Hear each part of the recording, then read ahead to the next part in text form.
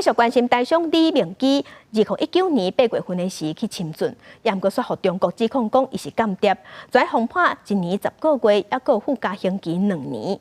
即马期满了后，伊20岁时已经离开中国去到日本。伊透过电话表示，伊即马是真安全。伊嘛讲，中国法律只是摕来糟蹋政治的物件尔。台商李明基伫中国去拘禁，封判1年10个月刑期。还有剥夺政治权利2年附加刑。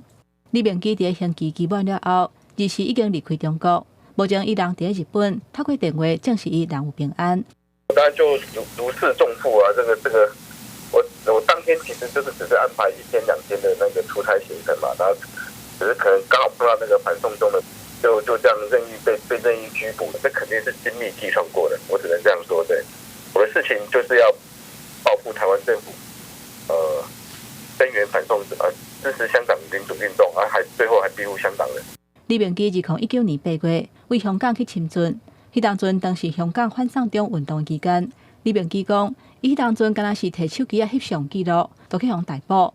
当时得到自由了后，伊认为中国伫7月份实施新修订的反间谍法，会造成台湾人去中国的风险嘛在咧增加。有同款经验的李明基嘛批评讲，伫中国。法律是掌权的人摕来统治甲斗争的工具。中国普遍的用附加刑在控制中国人，中国的政治犯在出狱以后还继续被软禁。中国用他的法律凸显他对台湾的侵略意图而已。台湾是中国的境内的话，那李孟居他为什么不能够回台湾？那如果中国是让他不能出境？回到台湾就表示，这个台湾跟中国两边是两个国家。台管会认为讲，中国乌白甲台湾人拘禁，唔但对国家认同意识形态形成矛盾，嘛已经违反国际人权法。目前还有包括学者施正平、蔡金书，还有杨智恩等人也未放出来。陆委会除了表达抗议，嘛提醒民众去中国都要注意风险。到应邀到中国大陆去参加这个学术的交流的活动。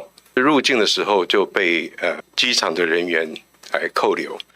陆委会讲，民众去中国除了会当做登记以外，嘛要规团做伙出入来维护安全。若是要做学术交流、宗教活动，在非必要的情形之下，建议暂时要是莫去中国。记者综合报道。